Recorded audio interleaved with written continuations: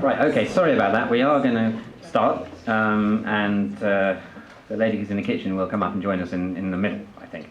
So welcome to the Daiwa Anglo-Japanese Foundation. We're talking about sake and miso today, and we're also going to be tasting it after we've finished a brief talk. So I have my two housekeeping announcements to make first. One of them is don't use the lift if the fire alarm goes off. In fact, it's probably advisable not to use the lift at all today unless you need to, because it broke down yesterday, and apparently the sensor isn't working properly. So you know, if you put your hand in the door, it might shut on you. So I mean, if you need the lift, just be careful and have someone hold the door open with the button inside. But if you don't need the lift, I suggest you just go down the stairs. Sorry, we will get that mended hopefully tomorrow. And the other housekeeping announcement is please don't leave any valuables in our cloakrooms downstairs because nobody is watching. So I think we're going to do the sake first and then the miso as far as the talk is concerned. When we get around to actually tasting them, I imagine we'll do it all together. So we have two sake experts here this evening, and probably some of them, both of them, may be known to you. So Rie Yoshitake is the London representative of the Sake Samurai Association, which is the kind of equivalent of the Masters of Wine. Don't you think? Yeah, you can explain about that.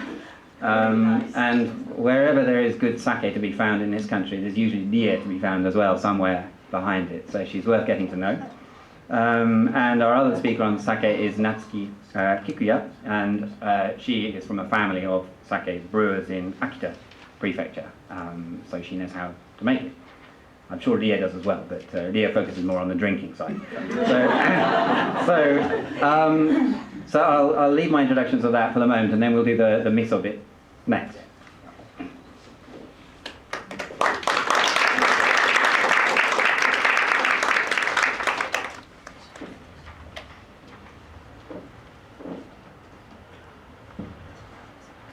Well, anyway, thank you very much for kind introduction, Jason. It's very funny. Can you hear me? Yes. Today, actually, we were told to talk about the marriage of sake and miso, but it's mainly for the regionality of sake. Provided that you know a bit about sake, we want to get a little bit into depth so that you can find out the regionality and the sake. I just wanted to ask, how many of you are complete novice, I mean the beginner of sake who know nothing? I know you're a drinker. Anyway, okay, so many of you perhaps know or even a great fan of sake, right? Okay, but for those who know nothing about sake, I just want to go through a little bit about basic about sake, recapping, okay? What is sake? So sake is actually, as you know, the Japanese national drink, which has a long history, like 2,000 years. But legally, we have a regulation. Sake has to be below, alcohol-wise, 22 degrees, and it has to be fermented. This is very important. Many people still think it is distilled. No, but it is fermented like a wine. And also, even though it coarse, it has to be filtered. This is a regulation. It has to be filtered. And this sake is made from 4 major ingredients, which you know. Natsuki-chan, next one, please. Water. Water is very important because 80% of the bottle of sake is water. And it has to be soft rather than hard. And in this country, unfortunately, water is too hard to make sake. That's why, although some sake makers are trying to build up sake makers, but it could be difficult unless they change the water. And of course, sake is made from rice. Rice is not really the rice you are eating, sticky rice. It is called koteki, shuzo koteki mai, means sake special rice, which is bigger and which has more starch inside, which we need it for sake making. And rice koji is fungus. It's fermented fungus. mold which change the starch into the sugar. As you know, hard part first has to change to the sugar. For that, rice koji affects that. Then after sugar is made as a liquid, then you have to change it to the alcohol so that we put the yeast. So this yeast is quite similar to how you make the wine. Then just touching the difference of sake and wine making. The bottom one is wine making. It sounds very straightforward, easily, because grape is there with the sugar. So you can straight change by adding yeast to wine.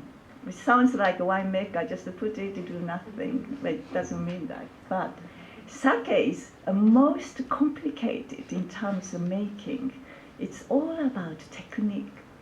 First, you have to change the hard rice into sugar, which is called saccharification. Then change sugar, as I said before, by yeast to sake, alcohol. So it's like a 2 steps compared to wine. Okay, and when it comes to sake, we always talk about milling ratio or polishing rate. This is very important as a key word. If you want to be a sake bluff, you have to remember this. We always talk about something 30%, 40%. This means how much you polish rice. As rice is, you can imagine brown rice. Outer part of the rice has a lot of fat and protein, which is not really desirable for sake making, which gives rich fat. You know, it's not so with the finesse. So you have to grind down smaller, and the more you grind down, the mill down, it's actually better and the expensive it normally becomes. So, for example, have you heard about the name of the sake called Dasai, which is one of the most sought after brand in Japan and overseas?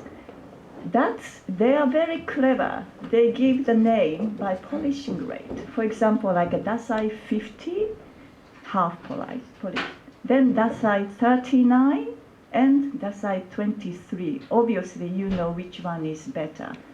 Dasai 23 is a finely polished. So it obviously becomes expensive if I give the price 35, 50, or nearly 100 pounds for 23. Quickly, category. If you know sake, whole production like a big pyramid.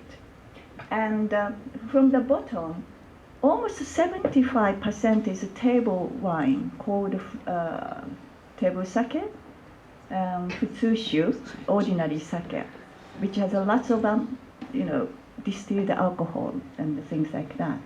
And as you go up, honjozo, limited amount of the distilled alcohol, and also milling ratio is becoming smaller. And only the top 10% is the one I'm talking about today. It's called ginjo sake. Ginjo sake is actually new sake. It didn't exist about 30 years ago.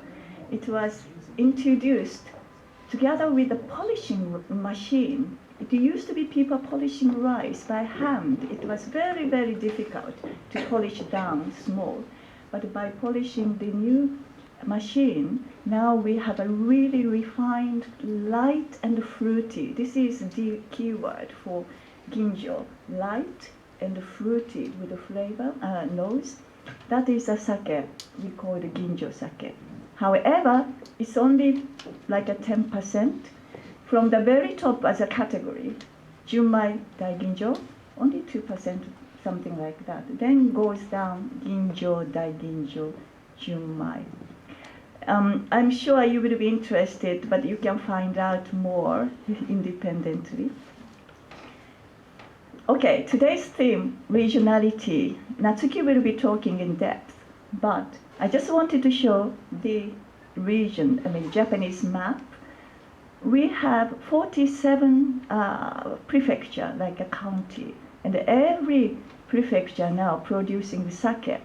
Although in the bottom Kyushu Island, they used to be producing more shochu in the bottom, but it's now sake is becoming rather popular and representing the prefecture as well. In the past, if I may touch subject, when you talk about the regionality and the character, northern part, because of the climate is cold and crisp, sake tend to be light and crisp, so-called tanrei karakuchi.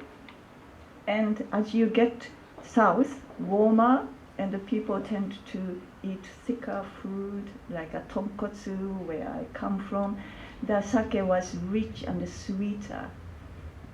But nowadays, to be honest, when it comes to regionality of sake, I am really not sure if it exists or not. It is getting more unified, to be honest.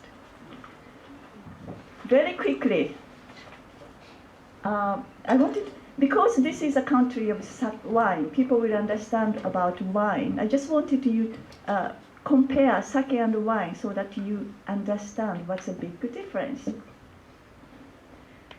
Harvest or craftsmanship. This is very easy to compare wine and the sake, because wine, almost 80% of the quality will rely on the harvest, means how good the weather is, how sweet the grape is. So they always talk about the vintage. So if the grape is good, usually sake is good and wine is good. However, in terms of the sake making, most important part is craftsmanship, skill, people's intuition and experience. You cannot automate everything. So I would say 80% of sake making relies on skill, craftsmanship, and 20% will be depending on how good the weather and rice becomes. So vintage-wise, as you know, sake, we don't talk about vintages a lot because skill is so good, they can make the sake every year in out the similar type of sake. So it's almost like a house champagne. It's always same. Regional character, Natsuki will talk about it, but it's not as easy as wine. Because if you do a blind tasting, wine is rather easy because you can tell through the grapes, through the character, you could point down where it comes from, France or Australia or some Chardonnay.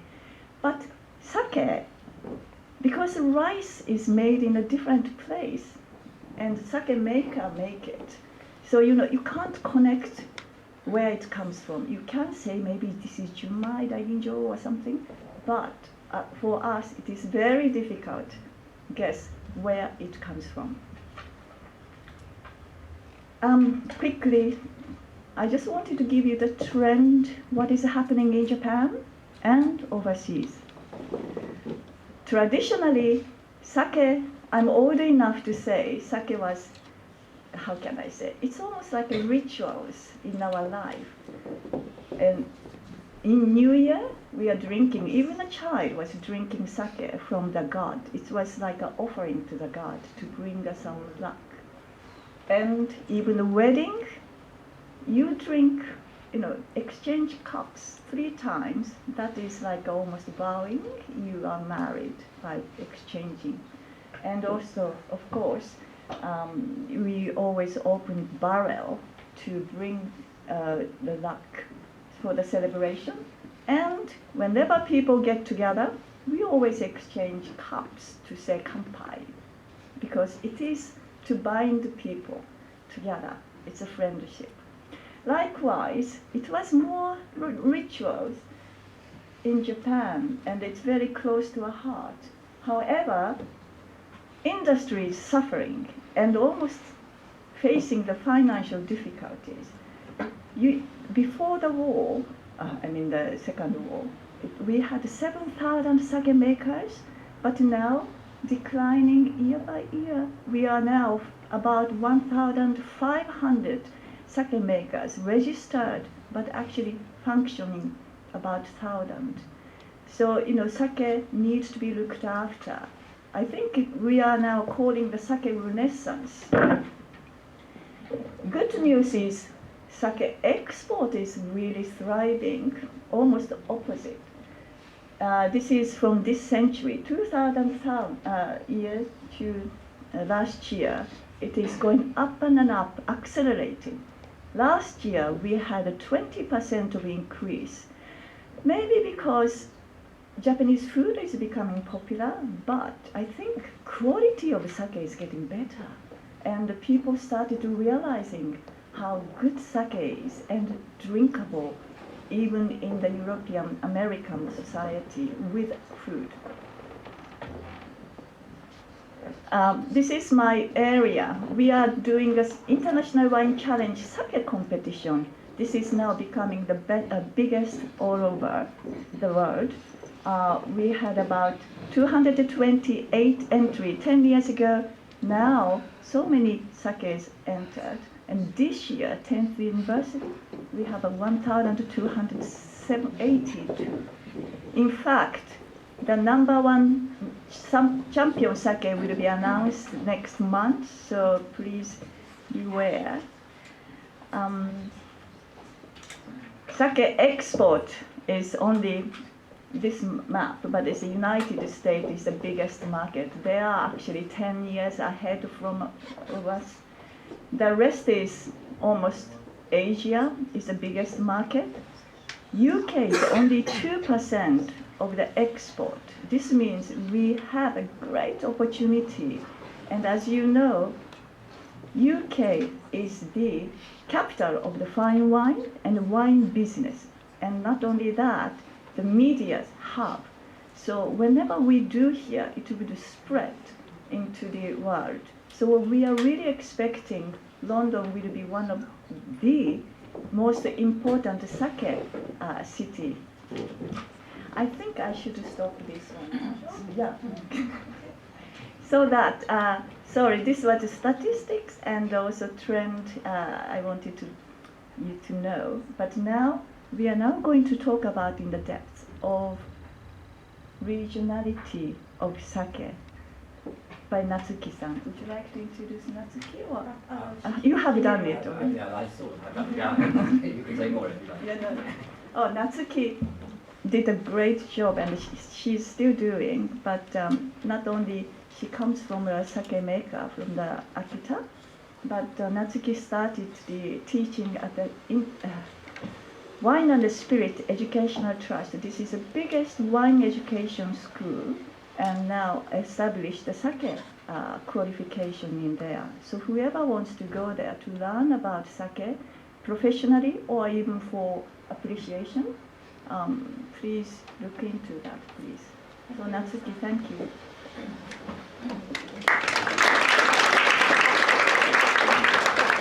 Thank you very much for the introduction.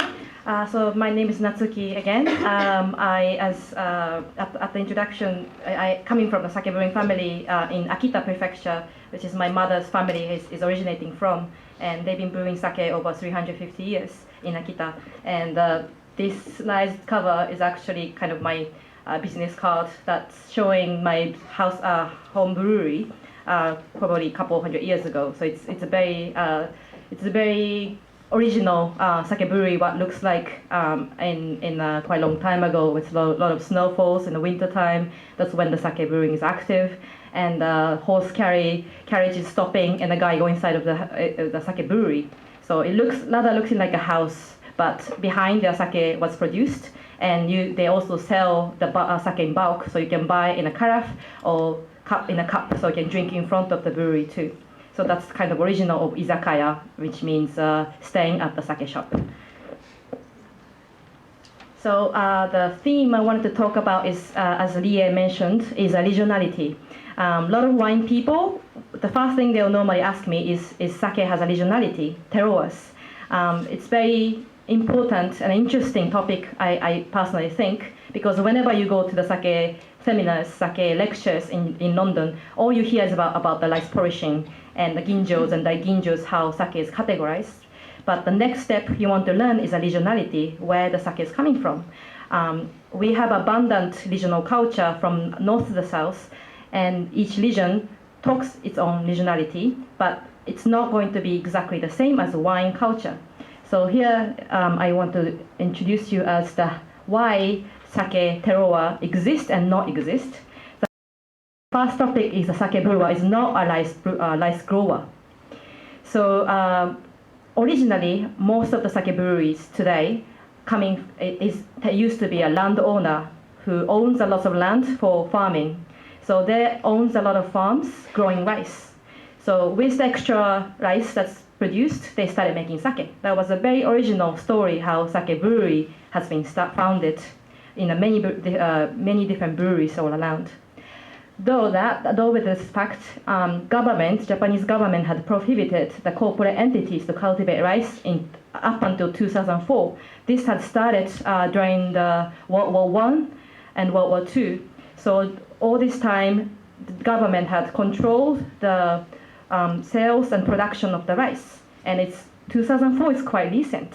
So up until this year, sake brewery could not produce any rice. So it's rather very new culture in Japan that sake producer started to cultivate their own rice and produce sake out of the rice they produced. So now they're coming back to the origins. Also, talking about comparing the wine and sake, rice can be transferred anywhere. So I will introduce about the sake rice varieties later on, but Yamada Nishiki is the most popular sake rice in Japan, which is normally grown in Hyogo, but it's spreading all around Japan because it's so popular. So even if you're coming from the north or south, you can buy rice from Hyogo, transfer to your own prefecture, produce sake. So it's rather be more. If you're thinking about the wine production, normally all the wine grapes coming from your own field, which is very, very based on the regions. So from this point, it's very difficult to say sake is a very regional product. The second point is techniques versus nature. If you say 80% of the sake wine quality, as we said earlier, is coming from the vintage of the grape varieties, when you apply that to sake, 80% of the quality is coming from human hand, you can say. So it's a very technological techniques product. How the producer manipulate the ingredients is very, very important to decide the quality of the sake.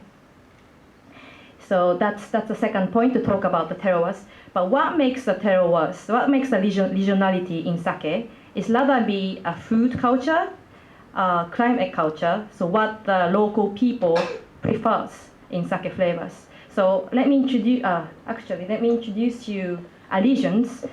By the way, everybody got this sheets that it was at the entrance. If you want to grab it later on, so you don't have to write down everything that I'm talking about. So there's a top 5 sake prefectures in Japan. So the top one is Hyogo, which is the middle of Japan, middle of the kind of western, middle, central area of mainland Japan, which produces the biggest quantities. And then Kyoto, Niigata, Akita, Saitama. So these are the big sake production areas of Japan. And I would like to introduce you 4 main sake regions, which is also quite has a strong regionalities. Some area doesn't show regionalities, but some area does. It's all depending on the cultures around sake and the food culture around the regions. Let's say Fukushima, for example, they said Fukushima sake is a department store. So if you go to Fukushima, you can taste very light sake, very heavy sake, very fruity sake, very not fruity sake. So Fukushima sake doesn't have a regionality. So that's what actually the sake brewer said in Fukushima prefecture. But some area shows the quite distinctive regional characteristics. So which is, as I'm explaining now. So first prefecture is Niigata. Niigata is a north central part of mainland Japan, and it's facing on the Sea of Japan. And again, as I said earlier, this is the third biggest sake production area of Japan. As it's having lots of mountains and facing on the Japan Sea ocean, it has a lot of snowfalls. So that makes it as a very famous ski resort. And it's also known for the biggest production of rice in general. So table rice, sake rice, they make a lot of rice in Niigata. Maybe a lot of people know koshihikari. So koshihikari is main rice variety, table rice variety coming from the Niigata prefecture. And because of the snowfalls, a lot of water the sake producer uses is a snow melt soft water, so soft, very low in minerals. And the connection to the soft and hard water to sake applies to the style of sake. So when the soft water is soft, pretty much no minerals inside, fermentation happens very slowly, gently, which tend to become quite softer, feminine style. And if you use the hard water, you tend to activate the koji and the fermentation speed that translate into quite muscular, firm, and strong characteristic of the sake at the end. So the Niigata style of sake tend to be light, crisp, and dry. In Japanese, you say tanrei karakuchi. Niigata is known for the most number of the sake producers. So even though this is not the biggest, they have the most number of the sake brewery existing in Japan, 89. And Niigata is known for the home of sake rice, which is 500 mangoku, which is the second biggest sake rice varieties after Yamada Nishiki. So Yamada Nishiki, 500 mangoku, these are top two sake rice in Japan, and these two takes up 60% of the sake rice in Japan. And also Niigata is known for a very big governmental body which is supporting sake production and techniques. So there's a Niigata Sake Research Institute which studies and distributes the information about the sake brewing to the sake producers, as well as they are traditionally the home of Echigo Toji. So Toji Guild is kind of like a school for sake.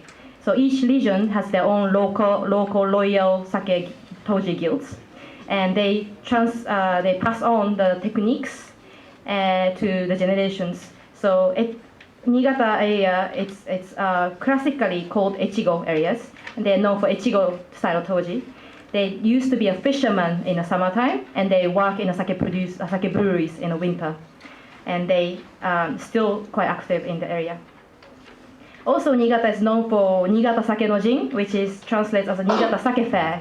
So this is the biggest sake tasting event in Japan, which welcomes 120,000 people annually.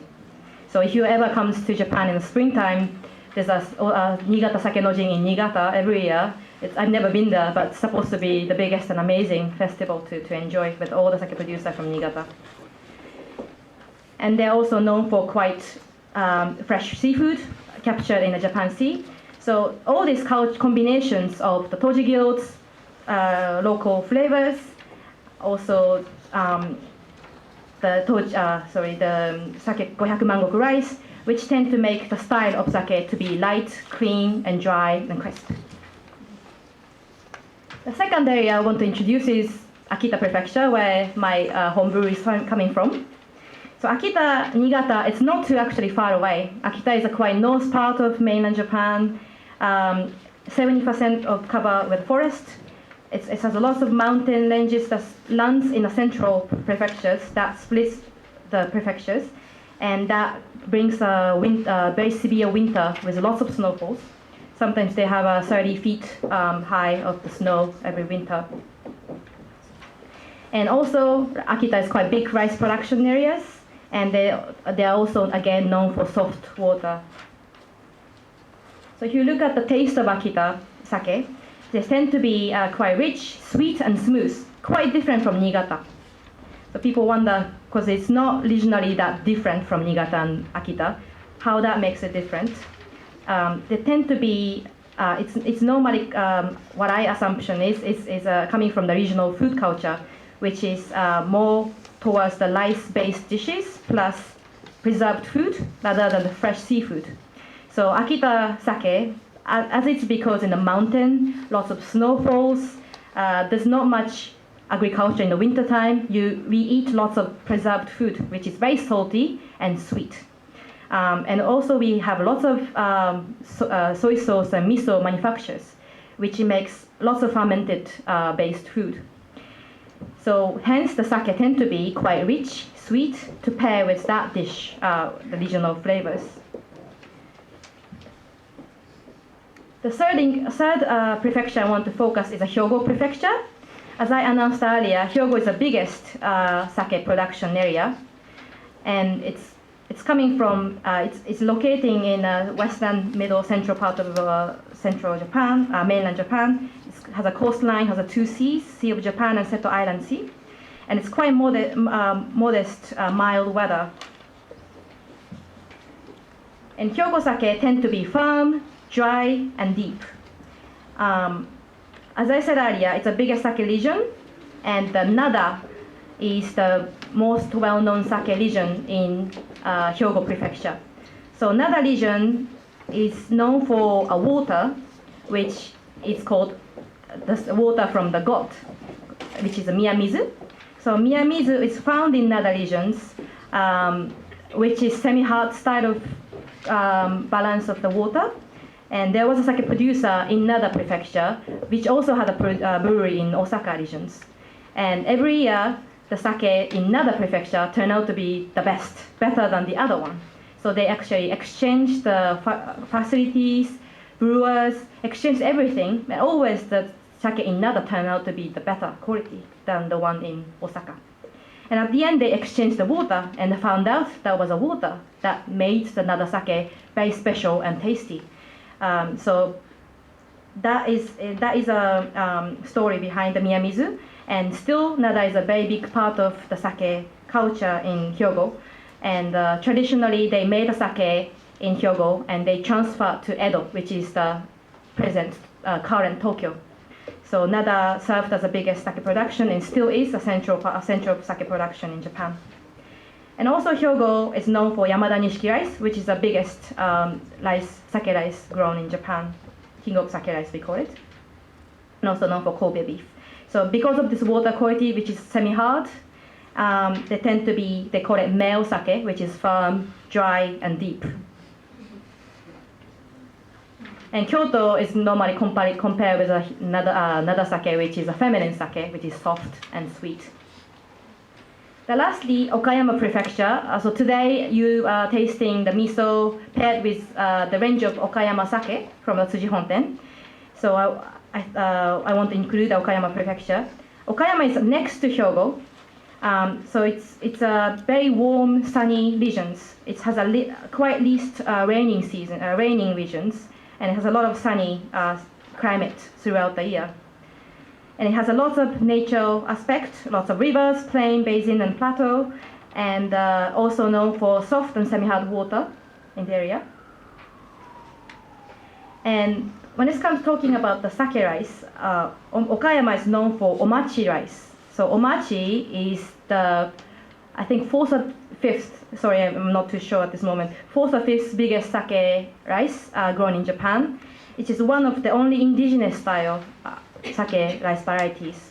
Yamada Nishiki, Gohyaku Mangoku, they are all crossbred with different varieties. They are actually, omachi is the mother of all these sake rice existing today. And omachi it's maybe because of these reasons, omachi tend to show lots of characteristics. Yamada Nishiki tend to be like a best student in a classroom, makes a very clean, pure, fruity style of sake, whereas omachi is like a punk student. They tend to be very individualistic, very earthy, very rich style of flavors. So maybe that is translated into Okayama style of sake, sweet, rich in umami form. So northern part of Okayama, they tend to be more umami form style sake. Southern part, they can be a little bit light and drier, but still quite sweet. And the regional food in Okayama, it's sardines, Spanish mackerel, somen noodles. That are the plain flavors. I think quite simple flavors. So you see after this tasting that Okayama prefecture has this rich umami form characteristic. Again, it's very difficult to talk about the regionalities because of this reason that you can actually make a very clean, dry style of sake if you want to in Okayama, but it's a choice of the producers. But together with the food cultures, brewing cultures, and the histories and traditions behind the sake regionality exist. So this is the end of my talk. Thank you very much.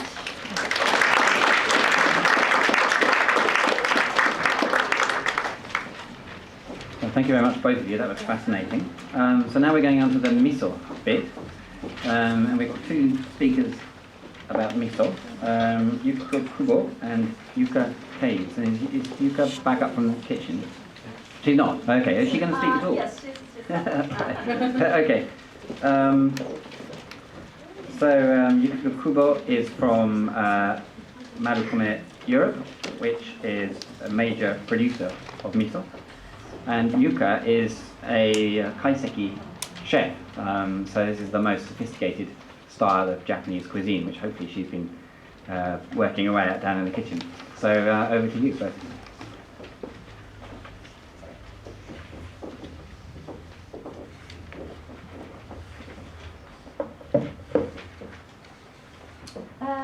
Very good afternoon, ladies and gentlemen. I think after having the very nice, the sake presentation from the two lovely ladies, I'm sure you all are very thirsty to try the sake. But before that, I just wanted to talk a bit about miso. And then you will see the great marriage between the miso and the sake later on after the presentation.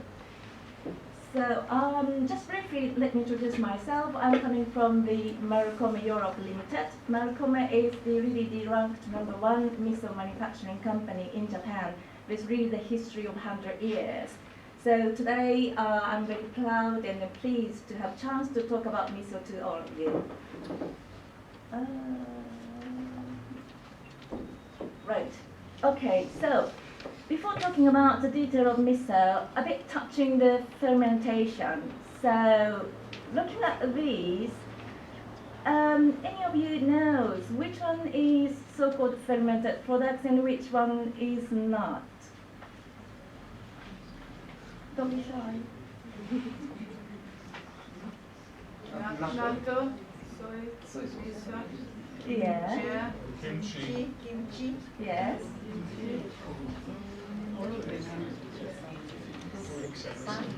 Sake definitely. Yes. All of them? All of them is All not of really true. Sorry, only one is quite tricky. The cured meat is not fermented, which is aged. Okay.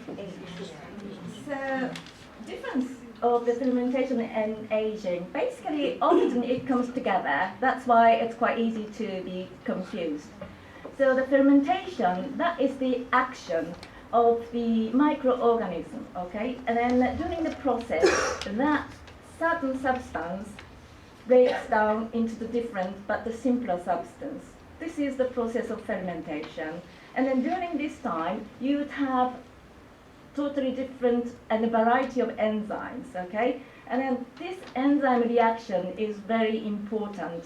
As said, for instance, the starch and the protein, the starch into sugar, a part of the sake presentation you did learn, and also the protein into the amino acids, including glutamate. So that means these are a kind of, the things to enhance umami. And then during this process, aging is another important process. So that during this process depends on the environment, like a climate, like a temperature, like the time, how long it's aged. Then it gives the different aroma, color, and also the taste.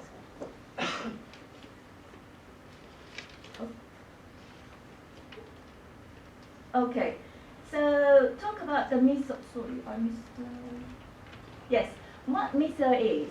Miso is one of the very traditional fermented products in Japan, and particularly in Japanese cookery. And then it really imparts very deep savoy, very deep umami, and also the very rich intensity. And then it goes not only for the soup. Probably many of you knows the miso as a miso soup However, it's not only the one way to use miso. It can go to so many different cuisines. And the microbial activity is, as said, very, very important to differentiate quality of miso. And just very basic classification of miso. There are other ways to classify miso, but I just pick up the main one. So it comes from the grain type, and then which grain the koji mold is cultured. I'm going to touch a bit about koji later on. But then here is the main three different types of miso. The first one is rice miso, and then second one is a soybean miso. The third one is a barley miso. So the difference you could see, the miso ingredients are so simple. So the grain, either rice, soybeans, or barley, plus salt. Basically, that's it. So, about the koji, you also hear a bit about the koji from the sake's presentation. So this is really the vital and very important hidden ingredient of Japanese cuisine. This is really the art of Japanese cuisine technology. And then this koji plays a very important key role to the many of the fermentation process. And miso, obviously, yes, we do use koji. And also the sake, soy sauce, mirin. All of these of the Japanese very traditional beverage and condiment are using koji. And what koji is, this is used, the koji mold or fungus. And then the real name is Aspergillus oryzae. And this type of fungi is very special only in Japan. In other Asian neighbors like China or Korea, they have a similar but not exactly the same one. And this koji mold is grown and cultured on grains. Depends on the rice, depends on soybean, or depends on the barley, as I mentioned. And then it creates a different type of miso. And then also these are the key for umami, which is taste number 5. You can see kind of the Japanese lesson, okay? So that this is the koji in Japanese letter, how it comes from. So the left-hand side, it means rice, is kome in Japanese. And then the right-hand side, that means flower. In Japanese is hana. And then koji in Japanese letter, this is really the combination of rice and the flour. Why?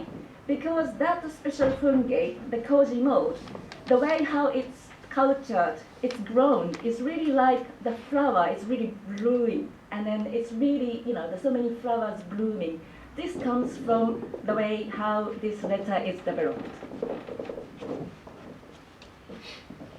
So what's the koji's key role? First of all, I have already touched the umami. It's just because the enzymes just decompose the proteins into amino acids, including glutamate, and also the starch into sugar. Also, the koji has the effect to mask undesirable odor or the aroma. And the third, it has the power to tenderize ingredients like meat, fish, or vegetables. So by the way, at the end of this the event today, I have prepared a very small sachet of the salt koji and soy sauce koji. So just to pick one bag each of them and then try at your home. Okay, so the touch back to the miso basics, and then this is the way how the miso is produced. So this chart shows the rice miso, by the way. And then the ingredients is the soybeans, rice, and salt. Very simple. And then the soybeans and rice, the both are the steamed. And then on rice, we add the koji mold, Aspergillus oryzae. And then it turns to koji itself. And then adding the yeast, and then together with the salt, it's mixed. And then move to the fermentation process as well as aging process. And then during this process, so we have the more aroma, taste, and different color. And then miso is produced. So distribution of miso. So I mentioned the 3 types of the miso, the rice miso, and bean miso, and barley miso. And then if you look at the map of Japan, so almost 80% produced in Japan is based on rice miso. So the probably compared to the sake map, it looks more simple, I think. And then the more for the south part, the Kyushu, they are very much on the barley miso. And then the bean miso, like a very red, very punchy, strong one, which is more coming from the Aichi area in the middle of the island. So the production location in Japan. So in Japan, there are about, or the greater than the 1,000 the different the miso manufacturers available, but the almost half of them are based in Nagano Prefecture, and the rest varies across Japan. So now I have been talking about very basics of miso, and now I move to what the miso works, or what the miso does to your body. So miso in you. So first of all, life expectancy. Right? So Japan is very much known as one of the highest lifelong expectancy country in the world. And then in Japan, you could see from the prefecture point of view, Nagano is ranked, by the way, this is really real data, okay? So Nagano is ranked as the #1 highest life expectancy in Japan, as well highest miso consumptions and highest miso production. So there are so many ways to talk about the miso and the good point of miso to your health and life, but this we do really see and believe there is a very strong link between the life expectancy and consumption of miso. The next one is the nutrition.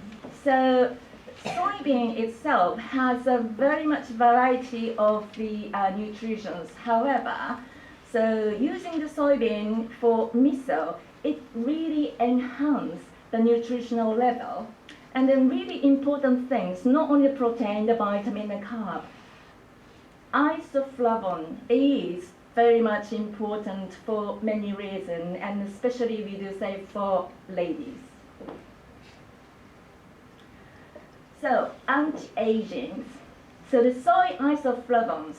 So there are so many, I think, with the tablet, so you can find in the shop. But naturally coming from miso, that is said really to play the very much important key role for anti-aging, and then especially for menopause.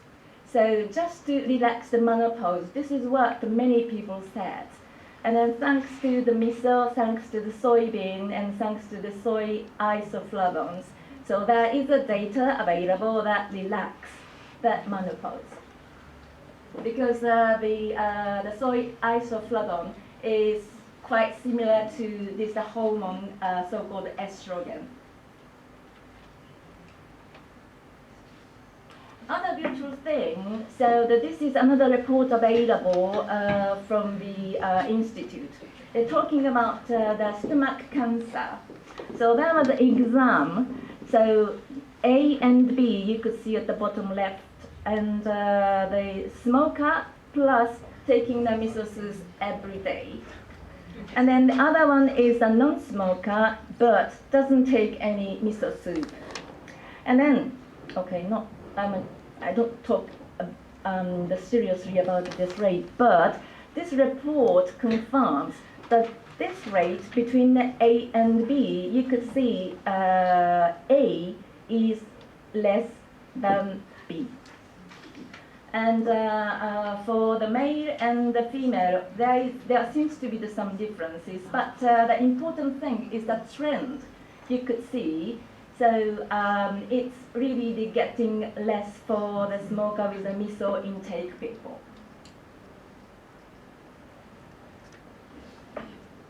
Another interesting point for miso in your body, so the blood pressure.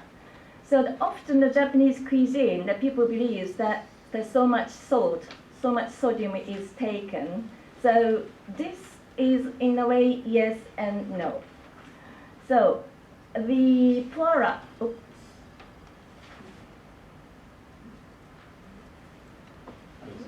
Sorry, we were talking about the death rate, probably the piece is there.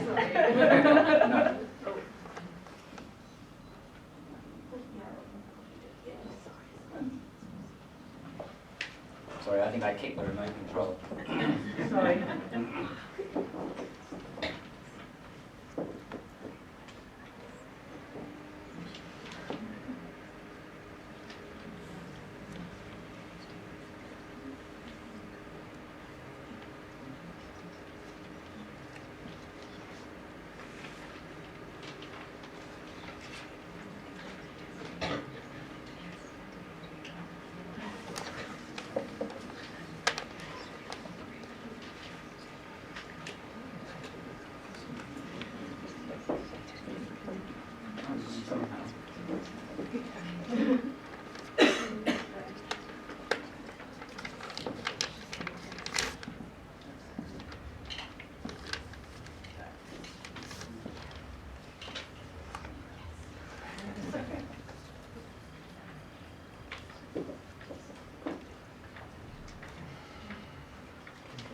Yes. Yes. So I was talking about the Japanese cuisine. So you may believe that the Japanese cuisine there's so many. I mean, a lot of the salt intake. But the interesting point is it's yes and no, because the salt itself. Normally we do not use too much of the table salt to add into our cookery. Instead, we are using the salt as a part of the fermented products, like a soy sauce, like a miso. And then the effect of using the amount of the sodium in a different way brings the different result. So what I was about to talk was the poor rat who got the miso extract of the different amount. And you may just think, if the poor rat took a lot of the miso extract, so automatically and suddenly the blood pressure goes up. But this was not really true. Taking this exam, so what we could see, so just the right amount of a certain amount of miso extract, let's say, the rat, compared to only having the water, was still low in terms of the blood pressure. Of course, if you take too much of them, so the result goes up. But here I wanted to tell you that taking miso is not really good for your health because of the salt. This is not really true. So this was what I wanted to tell you from this page. Another example of fat burning with miso. So talking about another poor rat. So this poor rat had a bit of weight, but he had got the miso extract, and then the test the amount of the neutral fat on rat compared to the control, which doesn't have a miso extract. So it's reduced. What you can see in the picture, so that this is the control upside, and then the red small dot you could see, this is the fat in the liver. And then the downward, this is the result after having the miso extract. So from here, also that we can say, or as we could see the potential that the miso has the effect of fat burning.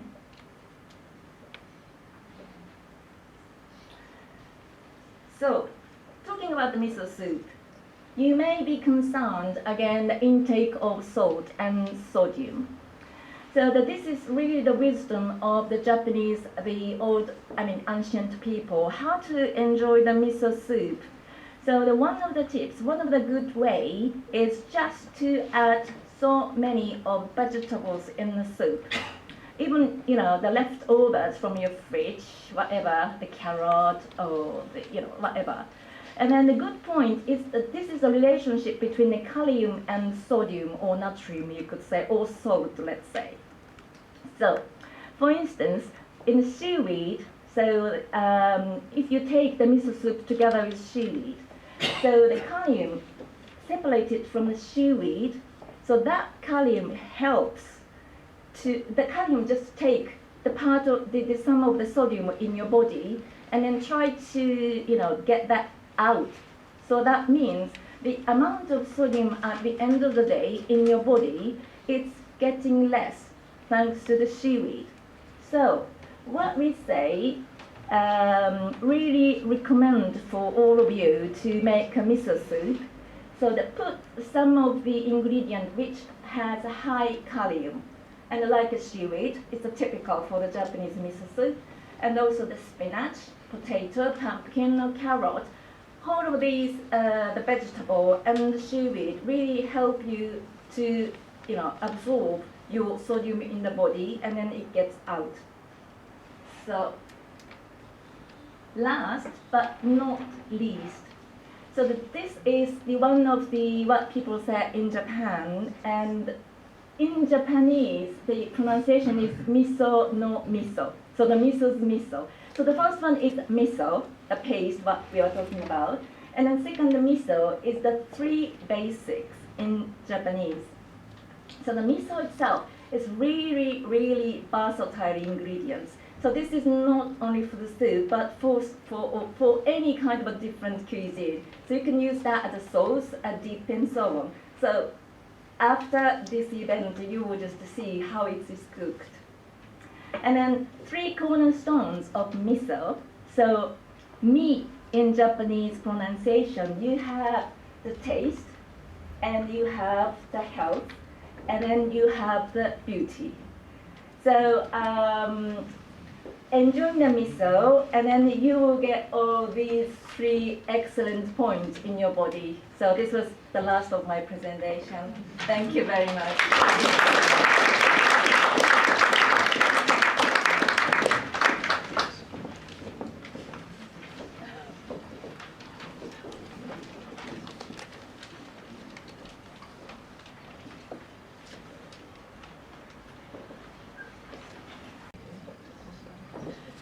Hi, ladies and gentlemen.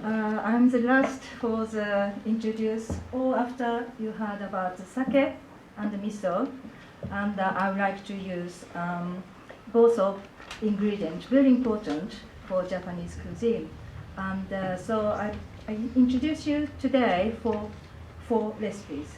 All use miso. Miso is probably everybody think for the miso soup. It's very, very common. But you don't know how much you can use for your ingredient, for your food, any kind of food, not only Japanese. As from the misos, just from the Kubo-san, I use a lot of miso as an ingredient instead of the salt. So you can reduce a lot of the salt intake. Plus, it's because of fermented, the protein makes very soft, and the depth of the flavor is unbelievable. So I chose very simple 4 menus, and I would like to introduce. Just before, I think it's just introduce myself. Maybe you read about on your website for today's event. I'm Yuka Caves, and Jason explained to you about me. I trained kaiseki, which is very, very traditional Japanese cuisine in Tokyo for about 3 years. And I teach in the cookery school in London, and also I teach private. And sometimes I teach some of the non-Japanese but the chefs for Japanese. A lot of the tips have to do. So anyway, I don't keep too long, everybody. I'm sure you're all hungry. I would like to.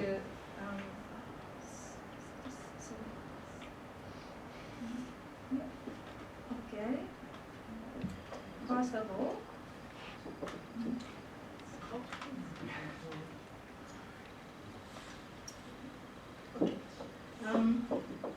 Okay. First thing, first of all, is this one.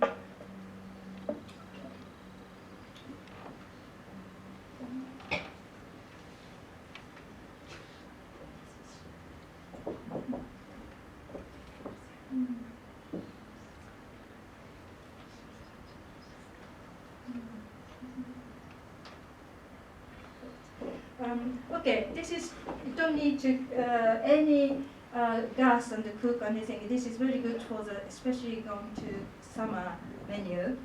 Tomato, tofu, and the basil. It's not the mozzarella, it's the tofu in the middle. And but the dressing is miso, and the taste with the tofu and the miso, of course, is very traditional. And the making dressing is a little bit of miso. You can almost, you don't need to use salt because of you have enough depth of the taste. So this is simply just slice the tomato and the tofu and put the basil, and the dressing is a key. You can read. You can see all the menu, recipe in downstairs when you taste. And I can give for the recipe, but if you like to have any question after this seminar, please come to me. So, next one is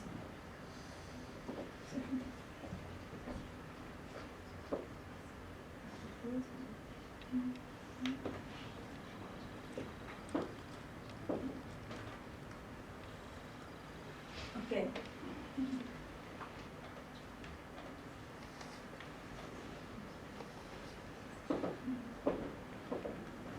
Okay, this is beef fillet. I got today is very, very nice beef. Very, very easy to cook. It's the good quality of the beef fillet, and you cook in the very high heat of the frying pan. It's probably about couple of minutes, maybe 3 minutes, maybe, or 4 minutes, depend on how you want to. I prefer in layer, as long as the quality is a good beef. But the miso is again, I made for the miso dressing or miso sauce on the top. Today with mushrooms. And I hardly haven't used hardly salt because of the miso itself has a very good flavor, and you have enough depth of the taste. So just cook on the high heat in the frying pan, and all the side maybe a couple of minutes, and slice very thin, and the sauce is key. Use the miso and any mushroom or any vegetable, whichever you like, but the sauce mixed just a little bit miso, and I use sake also, and very, very nice. I hope you will like it, and it's all in downstairs waiting for all of you. And I'm sure you're getting more hungry. Okay, next one.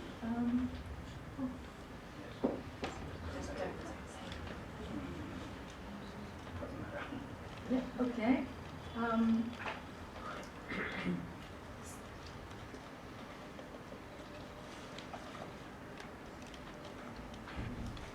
Next is the fish I use. It's the salmon. Namban is, normally we say the salmon namban. Namban is chili pepper a little bit. And I cook the salmon very quickly, fried, deep fried. Deep fried, and again it's marinade. This is almost like a soup, or this is based on the vinegar and the sugar, but again with miso. And the salmon with miso and the vinegar is another, again, it's a very, very good flavor. And marinate a little bit. So before I came here, I marinated, so it will be just right timing after this seminar. You can taste, and from now we can eat in cold, and you can keep probably one night, one day in the fridge. So with the barbecue, or it's nice starter, it's very good recipe, and hope you will enjoy. Finally, this again the beef. You can use the pork, very thinly sliced in the shredded, sliced beef. I prefer beef. Just marinate again with this one. I marinate with little bit salt and this corn flour. We use it's very similar to corn flour, but don't use the flour because it will get very dumpy. So I recommend you to use the corn flour mixed and marinate with beef. So you can get a little bit gravy taste afterwards. When you you saute again very quickly, and the red and the green pepper, and again I use a red miso this time. The red miso is a little bit more flavor, and in the sake all the time. In this, if you use sake, every protein gets really soft and sometimes really tender. So everything is all my recipe is just very quickly shallow fry or fry in the frying pan, just fry, and mixed with the key is a miso or vinegar or is with sake. And you will notice I hardly haven't used the salt. And today in the tasting, you can realize how much in the miso brings the flavor without the salt. It's good for your health, and also it's enhance each of the ingredients. So if any questions or you want to know more the details, please come to me. I'll be downstairs when you taste. And if you want to come to my class or you want to learn even more deep other menus, I have plenty of miso menu. Let's say in the dessert, I can teach a couple of desserts using miso. Miso cheesecake, have you had before? Baked miso cheesecake is brilliant. And also rare cheesecake with miso. This is also fantastic. So makes you more hungry. And if you want to, I have my business card, all the details in downstairs. So you are very hungry, so please try all the tasting. Thank you very much.